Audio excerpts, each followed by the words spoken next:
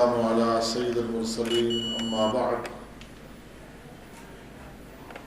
فأعوذ بالله من الشيطان الرجيم بسم الله الرحمن الرحيم ألف لام ميم ذلك الكتاب لا ريب فيه هدى للمتقين.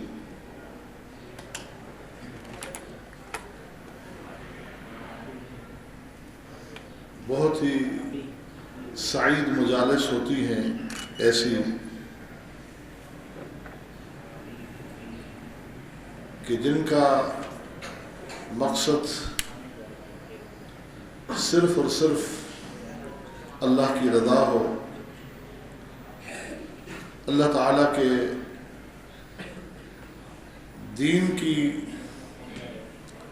گفتگو ہو، باتیں ہوں، قرآن و سنت کی بہاریں ہوں۔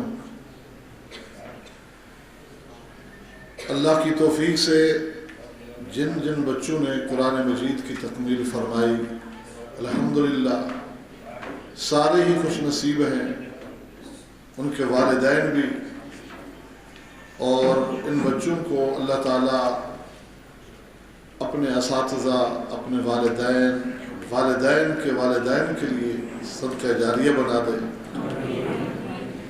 بالخصوص وہ دو بچے جن کے حوالے سے آج یہ پروگرام رکھا گیا ہے، ان کے لیے بھی ہماری بہت ساری دعائیں ہیں، ان کے والدین کے لیے بھی، ان کے اساتذہ کے لیے بھی۔ یہ بابرکت راستہ ہے، اس میں ایسی مجالس کے ذریعے ترغیب اور تحریض ہے تاکہ ہم ان سلسلوں کو اور آگے بڑھا سکیں، اللہ کے دین کی خدمت جتنی زیادہ ہو سکتی ہے وہ کریں، اخلاص کے ساتھ، للہیت کے ساتھ۔ سیدنا عقبہ بن عامر رضی اللہ تعالیٰ عنہ فرماتے ہیں کہ ہم اصحاب صفہ ایک دن مسجد نبوی سے متصل چبوترے پر موجود تھے کہ رسول اکرم صلی اللہ علیہ وسلم تشریف لائے، اور ہمارے پاس آپ کھڑے ہو گئے۔ آپ کے سمجھانے کا انداز بڑا ہی نرالا تھا، ہر عام و خاص آپ کی بات کو سمجھ لیتا اور دل کی گہرائیوں تک آپ کی بات چلی جاتی، انداز ایسا سلیس تھا۔ آپ سوال فرماتے ہیں کہ بتاؤ ساتھیو، تم میں سے وہ کون ہے جو یہ چاہتا ہو کہ وادی بطحان یا وادی عقیق جائے اور وہاں سے 2 اونٹنیاں اونچی کوہان والی گابن مفت میں لے کے آ جائے۔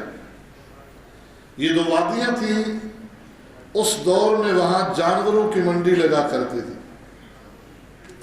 تو اس لیے نبی علیہ السلام نے ان 2 وادیوں کا نام لیا۔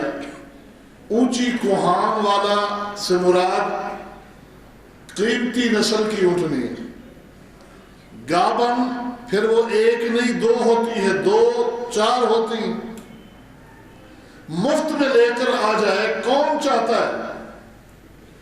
سیدنا عقبہ فرماتے ہیں ہم میں سے ہر شخص نے کہا اے اللہ کے نبی صلی اللہ علیہ وسلم، اگر بات ایسے ہی ہے تو ہر شخص یہ چاہتا ہے، کون نہیں چاہے گا؟ تو نبی علیہ السلام نے فرمایا کہ دیکھو، جو شخص اٹھے اور اللہ کے گھر میں جا کر قرآن مجید کی 2 آیات سیکھ لے، اس کے لیے ان 2 گابن اونچی کوہان والی اونٹنیوں سے بہتر ہے۔ 3 آیات سیکھ لے تو 3 اونٹنیوں سے بہتر، 4 سیکھ لے تو 4 اونٹنیوں سے بہتر۔ قرآن مجید کی ان آیات کے سیکھنے پر اللہ کے نبی صلی اللہ علیہ وسلم نے جو اجر بتایا، پورا قرآن جن سینوں میں ہے، اللہ رب العالمین نے چن لیا ہے، ہم یہی کہیں گے ان سینوں کو اپنے دین کی حفاظت کے لیے. جو وعدہ کیا رب تعالیٰ نے کہ میں اپنے دین کی حفاظت فرماؤں گا، اس کتاب کو میں نے ہی نازل کیا اور میں ہی حفاظت کروں گا. حفاظت کے مختلف انداز، ان میں سے ایک بہترین طریقہ قرآن مجید سینوں میں محفوظ کرنے کا، تو یہ اللہ ہی کی توفیق سے اللہ ہی نے ان چھوٹے چھوٹے سینوں کو منتخب کر لیا ہے اپنی اس کتاب کی حفاظت کے لیے، کہ جن میں پورا کا پورا قرآن محفوظ ہے ان چھوٹے چھوٹے سینوں کے اندر، دلوں کے اندر. اللہ تعالیٰ اپنی اس کتاب سے ہمیں جوڑ دے پوری زندگی. جس طرح کے جڑ جانے کا حق ہے، اللہ ہمیں اس کتاب سے ویسے ہی جڑ جانے کی توفیق عطا فرماتا ہے. کہیں ایسا نہ ہو کہ ہم اس کتاب سے جڑے، تعلق جوڑے اور پھر اس کتاب کو غلط مقاصد اور دنیاوی اغراض کے لیے استعمال کرنے والے نہ بن جائیں. اللہ رب العالمین نے جس طرح چنا ہے اپنے دین کے لیے، اسی پر اللہ ہمیں زندہ رکھے اور اسی پر ہی اللہ ہمیں موت عطا فرمائے.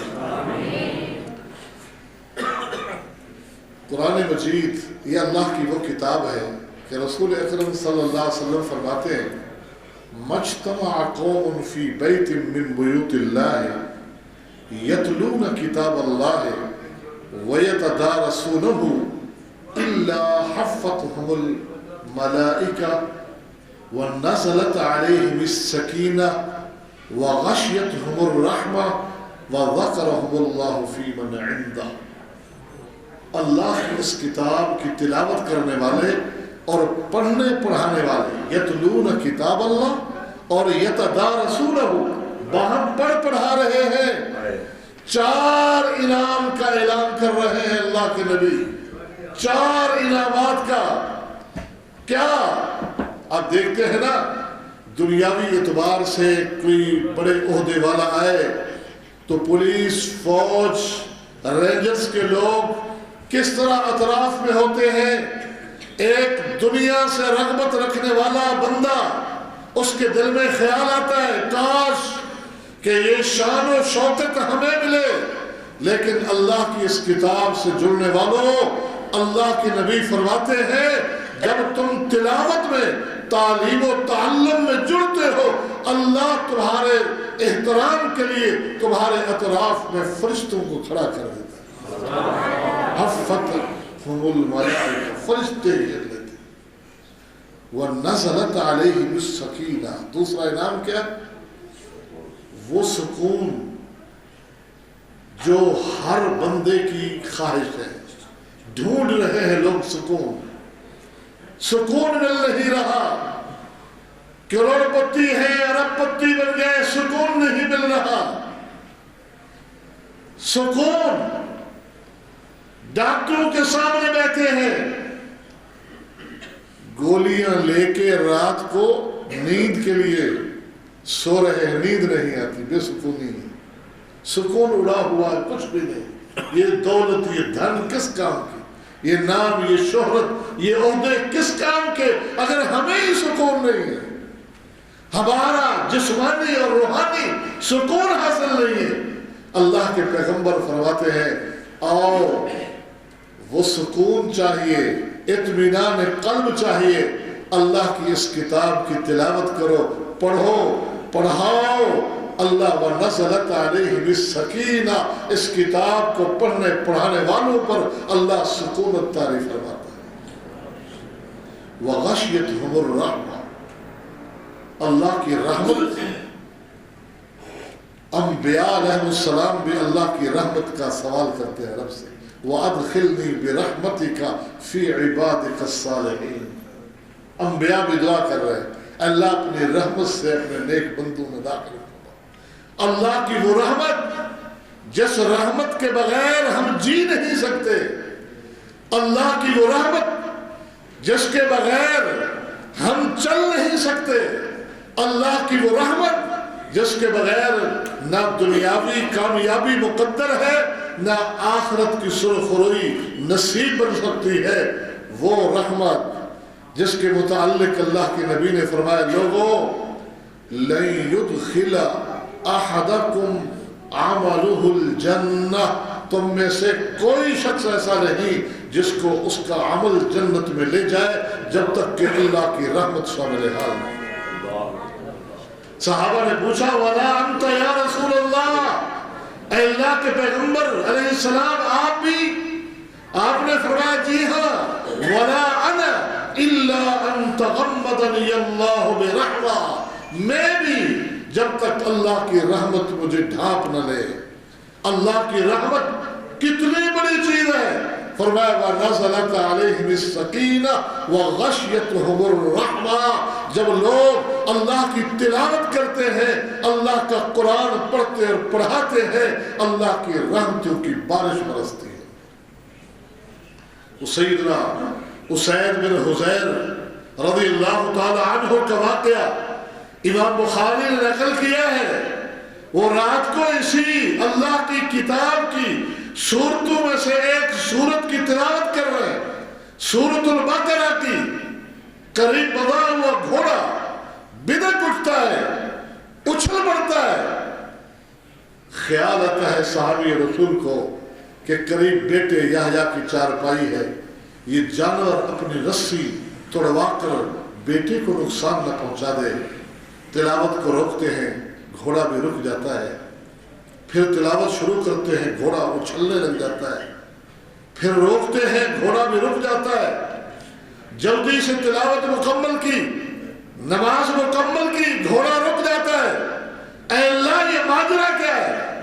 آج میری اس تلاوت سے اس جانور کو کیا تکلیف پہنچی کہ جب میں پڑھتا ہوں یہ کودنے اچھلنے لگتا ہے۔ آسمان کی طرف نگاہیں اٹھائیں اور روشنیاں ہی روشنیاں ہیں، آسمان کو چڑھتی ہوئی جا رہی ہے، دیکھتے ہی دیکھتے غائب ہو جاتی ہے۔ یہ عجیب منظر صبح کی نماز کے بعد کائنات کے امام محمد رسول اللہ صلی اللہ علیہ وسلم کے سامنے رکھتے ہیں صحابی رسول۔ رات یوں ہوا ناطے کے وحی پیغمبر کو بذریعہ وحی الہی پہلے اطلاع مل چکی ہے، فرماتے ہیں اسید کاش کہ تو تلاوت کو جاری رکھتا، تم تلاوت کر رہے تھے، اللہ کی رحمت کے فرشتے نازل ہو رہے تھے، تو تلاوت کو روکتا نہ، فرشتے زمین پر اترتے اور تم لوگوں سے مسافے کر کے جاتے، تم نے تلاوت کو روکا، وہ واپس چلے گئے۔ وَغَشِيَتْهُمُ الرَّحْمَةُ، اللہ کی رحمت یوں ڈھانپ لیتی ہے اللہ کے ان بندوں کو جو اللہ کی کتاب کے ساتھ یوں جڑ جاتے ہیں۔ اور پھر ان سب سے بڑا اعزاز و انعام کہ وَذَكَرَهُمُ اللَّهُ فِي مَنْ عِنْدَهُ، اللہ جس کو فخر جچتا بھی ہے، جس کی تکبر صفت بھی ہے، وہ فرشتوں میں فخریہ انداز میں اپنے ان بندوں کا ذکر فرماتا ہے جو زمین پر اللہ کی اس کتاب کی تلاوت کرتے ہیں۔ یہ معمولی چیز نہیں ہے، یہ معمولی شرف نہیں ہے، یہ معمولی اعزاز نہیں ہے۔ اللہ کی اس کتاب کے ساتھ جڑنا اور تعلق جوڑنا اللہ ہم سب کو نصیب فرمائے، ہمارے بچوں کو، ہمارے چھوٹوں کو، ہمارے بڑوں کو اللہ رب العالمین اپنی اس کتاب کے ساتھ جوڑ دے، وابستہ کرے، ہمارا مرنا جینا انہی کے ساتھ ہو۔ اللہ تعالیٰ یہ ہماری سنی سنائی باتیں اللہ ہمارے دلوں میں بھی اتار دے، اللہ سب کے دلوں میں اتار دے۔ وآخر دعوانا ان الحمدللہ رب العالمین۔